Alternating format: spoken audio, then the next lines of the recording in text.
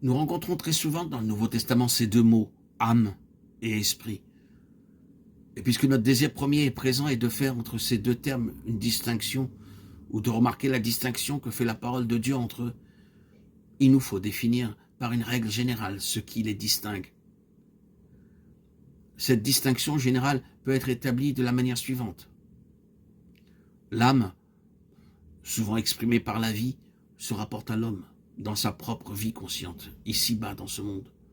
Son bien ou son mal, son pouvoir de faire, d'accomplir, de jouir, de profiter, de connaître et d'acquérir ce qui est de ce monde.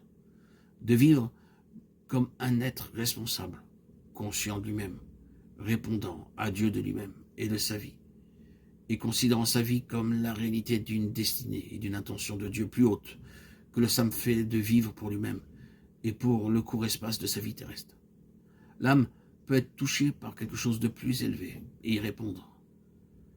Mais sa relation première ne la porte pas vers Dieu. Une telle relation est indirecte et secondaire. L'esprit est ce par quoi, étant donné la régénération nécessaire, l'homme est lié directement aux choses de Dieu. Il est ainsi constitué afin de pouvoir être en relation avec les êtres spirituels et les choses spirituelles. Ceci est une règle vaste et générale, et si certains passages semblent la contredire, la difficulté tombera si nous nous souvenons de la condition selon laquelle, d'une part, Dieu regarde l'homme comme un être responsable parce qu'intelligent et conscient, capable de choisir et de saisir, et d'autre part, lorsque l'esprit a été régénéré et amené en communion vivante avec Dieu, l'âme elle aussi a été touchée, et désormais elle reçoit de Dieu comme elle donne à Dieu, par le moyen de l'esprit. Nous pouvons rappeler ici un passage de la lettre de Paul aux Corinthiens qui exprime bien notre pensée. Ce sont des choses que l'œil n'a point vues, que l'oreille n'a pas entendues et qui ne sont pas montées au cœur de l'homme, mais que Dieu a préparées pour ceux qui l'aiment. Dieu nous les a révélées par l'Esprit, car l'Esprit sonde tout, même les profondeurs de Dieu. En effet, qui sait ce qui est dans l'homme, sinon l'Esprit de Dieu qui est en lui? De même aussi, personne ne connaît ce qui est en Dieu, si ce n'est l'Esprit de Dieu.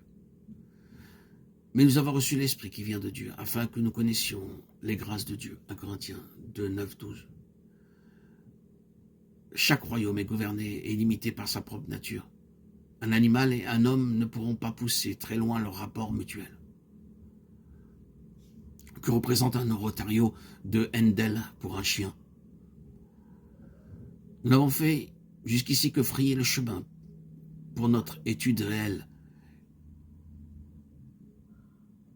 Mais nous aimerions le répéter avant de commencer de nouveaux audios pour une nouvelle saison.